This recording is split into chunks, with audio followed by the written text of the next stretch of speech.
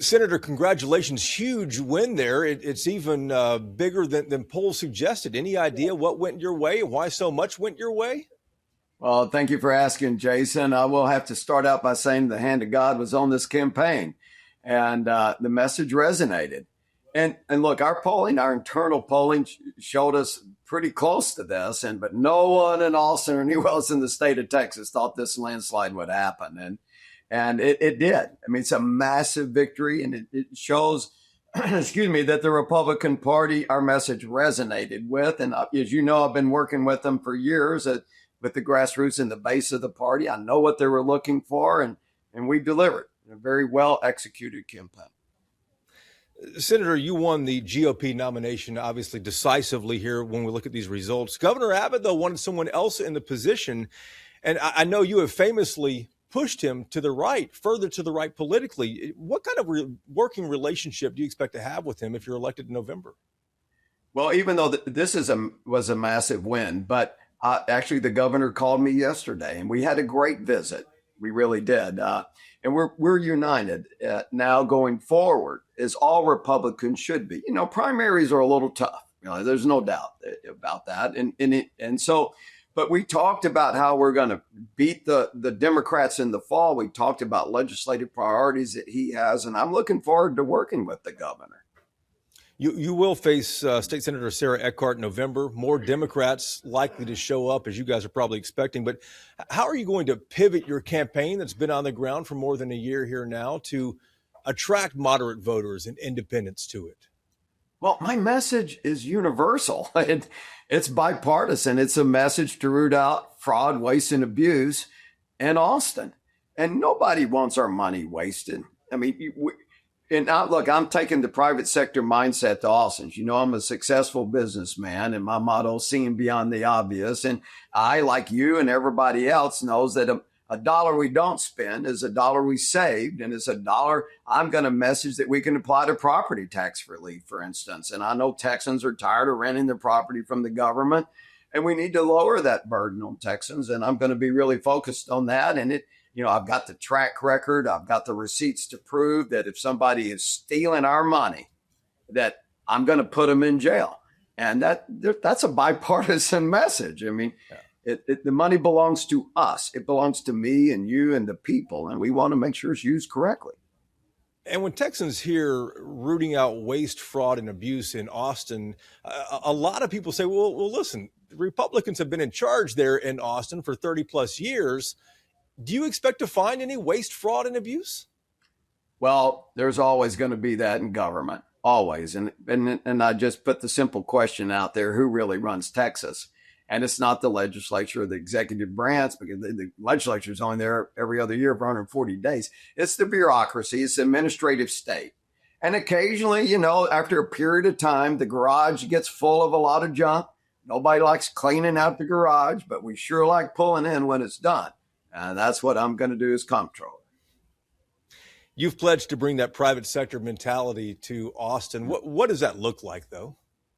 Well, it's just like I said, my motto, seeing beyond the obvious. Not everything I'm going to do is obvious, but I'm going to take it.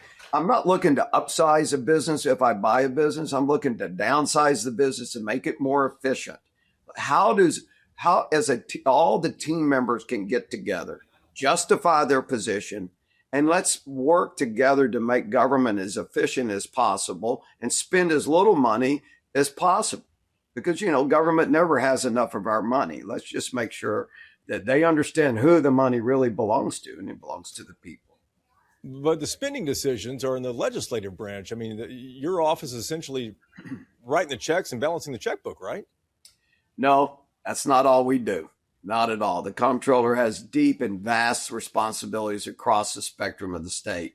It is absolutely one of the most significant, important positions for all of Texas. It collects all the money. It tells the legislature how much they can spend. It manages the money, and it has eyes on all the spending. We're spending over $500 million a day. There's over 200 state agencies, way over 100,000 people on the payroll system. So we've got eyes and ears on all that. And I need to make sure that the money is being spent and not wasted. The legislature can set the budgets, but that doesn't mean the money's being spent correctly. And that's what my role is as comptroller. And I'm also taking the constitutional responsibility that any government that's using your money, Texas taxpayer money, I have a right to look at it and make sure it's not being stolen or wasted. And that includes local governments, counties, cities, school districts. So I have 600 auditors. I'll be turning a lot of them over to audit government, local governments. And where are your crosshairs if you get elected? If you get elected, which city or local governments would you start looking at first? Well, it's the ones that have requested help.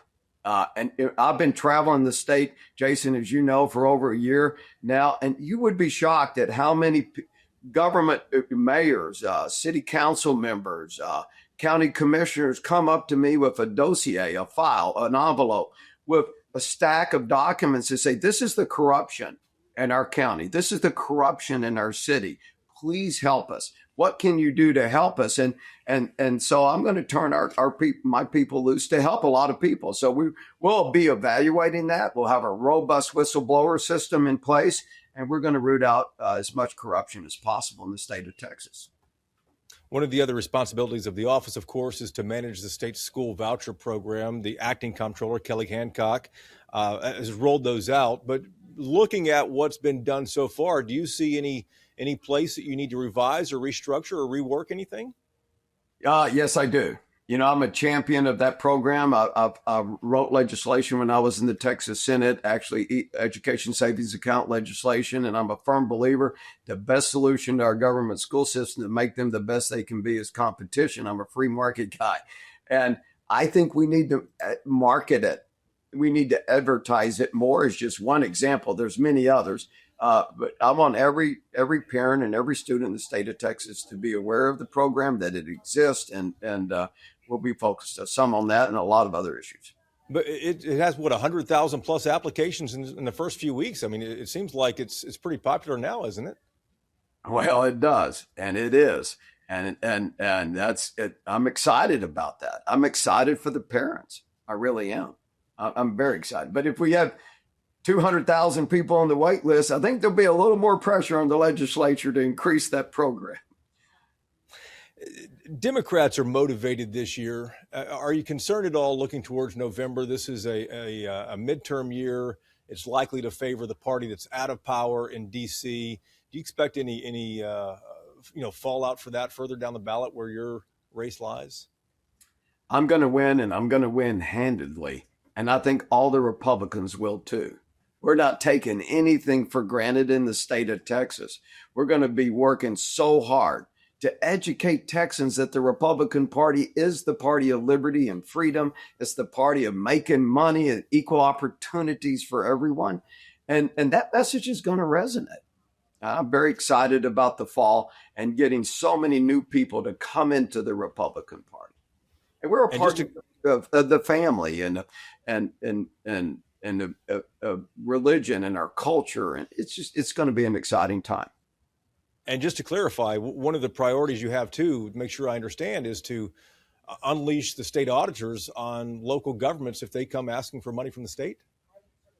Yes, that's correct. Yeah, I just mentioned that. We're gonna use the auditors any way we can to help local governments, not only to root out fraud, waste, and abuse or corruption, but also best practices. They need help. We're going to help them. We've got a lot of resources down in the comptroller's office in the state of Texas. We have over 3,000 employees in the comptroller's office. Don, congratulations to you. Big win. Thank you, Jason. Thank you very much.